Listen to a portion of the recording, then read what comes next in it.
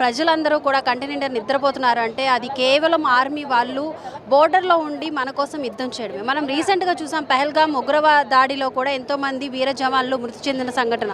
మురళీ నాయక్కి మాత్రం కుటుంబానికి న్యాయం చేశారు.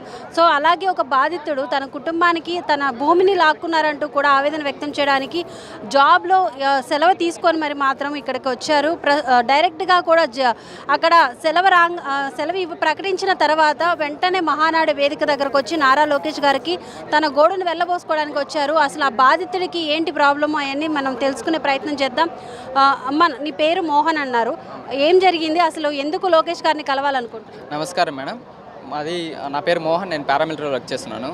మా చిట్టెమారిపల్లి గ్రామం, రామసముద్రం మండలం, అన్నమయ్య జిల్లా మేడం, మదనపల్లి నియోజకవర్గం. అయితే మా ఊర్లో మాకున్న 57 సెంట్ల భూమి ఏదైతే వారసత్వంగా వస్తుందో దాన్ని కొంతమంది కబ్జా చేయాలని చూస్తున్నారు మేడం. సో ఈ విషయం మీద నేను లాస్ట్ ఒక 20 డేస్ ముందు కూడా నేను ఒక వీడియో చేశాను. ఆ వీడియో చేయడానికి కారణం ఏంటంటే నేను వారి సమయంలో మాకు లీవ్ ఇవ్వకుండా అన్నీ బంద్ చేశారు మేడం. సో మా ఎంఆర్ఓ మేడం గారు మాకున్న ఏదైతే ల్యాండ్ ఉందో ఆ ల్యాండ్లో మాకు కొలిసి ఇవ్వమని మేము సర్వే కడితే సర్వే చేయలేదు. సర్వే చేయకపోగా మా ల్యాండ్ డాక్యుమెంట్స్ అన్నీ కరెక్ట్గా ఉన్నా సరే సెటిల్మెంట్ ల్యాండ్ అని కూడా లెక్క చేయకుండా ఏదైతే మా సెరికల్చర్ షెడ్ ఉంటుంది మేడం, ఆ షెడ్ పక్కన ఉన్న పందిరిని దౌర్జన్యంగా వచ్చి దొబ్బేశారు. సో ఇలా దొబ్బేయడంతో మేము చాలా మనస్తాపం చెంది లాస్ట్ ఇయర్ నవంబర్లో కలెక్టర్ గారిని కూడా కలిసాం. కలెక్టర్ గారికి కూడా చెప్తే ఆయన మొత్తం సాక్ష్యాలు పరిశీలించి ఎంఆర్ఓ మేడం గారిని మందలించి, మేడం ఏదైతే మీరు దొబ్బేశారో దాన్ని వెంటనే వెళ్ళి తిరిగి నిర్మించండి అని చెప్పారు మేడం. ఇప్పటికి 6 నెలలు అయిపోతుంది, ఇప్పటికీ సరిగ్గా పూర్తిగా నిర్మించి మాకైతే హ్యాండ్ వర్క్ చేయలేదు.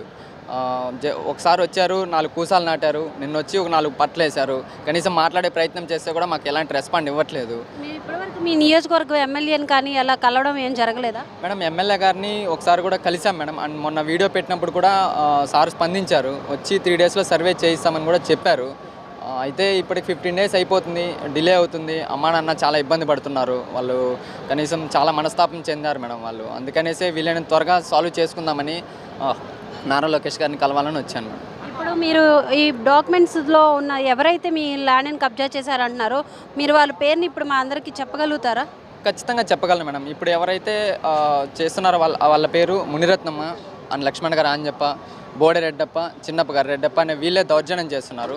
అట్లీస్ట్ వాళ్ళ డాక్యుమెంట్స్ తీసుకొని వచ్చి వాళ్ళు మేము ఇద్దరం కొలిపించుకుంటే ఎవరిది తప్పు ఉందనేది తేలిపోతుంది. సో అలాంటి సర్వేకి ఒప్పుకోవడం ఉంటారంటే కూడా సర్వే కూడా ఒప్పుకోవడం లేదు. సో సర్వే కూడా చేయనివ్వట్లేదు కాబట్టి మాకు చాలా ఇబ్బంది అవుతుంది. ఏదైతే మా సెరికల్చర్ షెడ్కి నీడగా వేసుకున్న పందిరిని కూడా దొబ్బేశారు, అది తిరిగి నిర్మించకపోవడం వల్ల పట్టుపురుగులు చనిపోతూ వేడికి అండ్ ఎండ పడుతూ మాకు చాలా ఇబ్బందులకు గురవుతున్నాయి. మాకున్న జీవనాధారం అది ఒక్కటే. సో కాబట్టి వీలైనంత త్వరగా మా పందిరిని వేపించుకొని నా ల్యాండ్ సర్వే చేయించుకొని ప్రొటెక్ట్ చేసుకుందామని సార్ గారిని రిక్వెస్ట్ చేయాలని వచ్చాను. కూటమి ప్రభుత్వం వచ్చి 11 నెలలే అవుతుంది, అంతకుముందు ప్రభుత్వం మీకేమీ విధాలుగా సహాయపడలేదా? లేదు మేడం, లాస్ట్ ప్రభుత్వంలో ఎలాంటి సాయం అవ్వలేదు. అండ్ ఏంటంటే అప్పుడు కొన్ని కత్తులు ఎత్తుకొని దాడులు కూడా చేశారు. సో ఇక్కడ మీరు చూడొచ్చు కూడా. అయితే అప్పుడు కనీసం ఈయన మీద కేసు కూడా తీసుకోలేదు. సో ఈ ప్రభుత్వం వచ్చిన తర్వాత అయినా మాకు న్యాయం చేస్తారనుకుంటే ఇంకా డిలే అవుతుంది, చాలా ఇబ్బందిగా ఉంది. అందుకని దయచేసి వీలైనంత త్వరగా సమస్య తీరిస్తే మాకు. ఇప్పుడు లోకేష్ గారి దగ్గర మీరు ఎలాంటి విన్నపం చెప్పాలనుకుంటున్నారు, ఆయనకి ఎలా చెప్పాలనుకుంటున్నారు? మేడం లోకేష్ గారికి ఏం చెప్పాలనుకుంటే, ఏదైతే ఎంఆర్ఓ గారు దౌర్జన్యంగా పందిరిని పడగొట్టారో వీలైనంత వరకు త్వరగా దాన్ని నిర్మిస్తే మేము పట్టుపురుగులు మేపుకొని కొద్దిగా ఆర్థికంగా చాలా నష్టపోతున్నాము. సో అది మేము స్థిరపడాల్సి వస్తుంది. అండ్ ఇంకోటి ఏమంటే మా ల్యాండ్ని మా డాక్యుమెంట్స్ 1కి 10 సార్లు కూడా చెక్ చేసి మా ల్యాండ్ డాక్యుమెంట్స్ కరెక్ట్గా ఉంటే మాకు సర్వే చేసిస్తే చాలు మేడం, మాకు ఇంకేం అవసరం లేదు. మాకు ఫేవర్ చేయాల్సిన అవసరం లేదు. నా ల్యాండ్ డాక్యుమెంట్స్ చూసి నాకు ఎంతైతే భూమి ఉందో నా హక్కు ప్రకారం నాకు సర్వే చేయిస్తే చాలు. నాకు నీకు న్యాయం జరగాలని మేము కూడా కోరుకుంటాం. మా ప్రైమ్ 9 నుంచి కూడా నీకు న్యాయం జరిగేలాగా కూడా ఇప్పుడు మీరు మాట్లాడిన దాన్ని మేము ప్లే చేస్తూనే ఉంటాం. దీన్ని ప్రభుత్వం దృష్టికి తీసుకువెళ్ళే ప్రయత్నం చేస్తాం. రైట్, తను మాత్రం మోహన్ అయితే చాలా ఆవేదన వ్యక్తం చేస్తున్నాడు. తన కుటుంబానికి జరిగిన అన్యాయాన్ని ఎలాగైనా సరే నారా లోకేష్ గారు పరిష్కరించాలని కూడా తను విన్నపిస్తున్నాడు.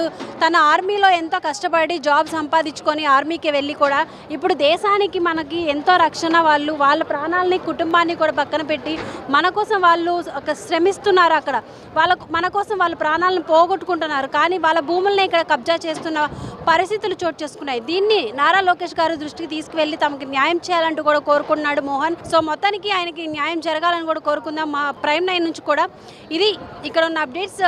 కెమెరామెన్ రామకృష్ణతో దీపిక, మహానాడు ప్రాంగణం నుంచి.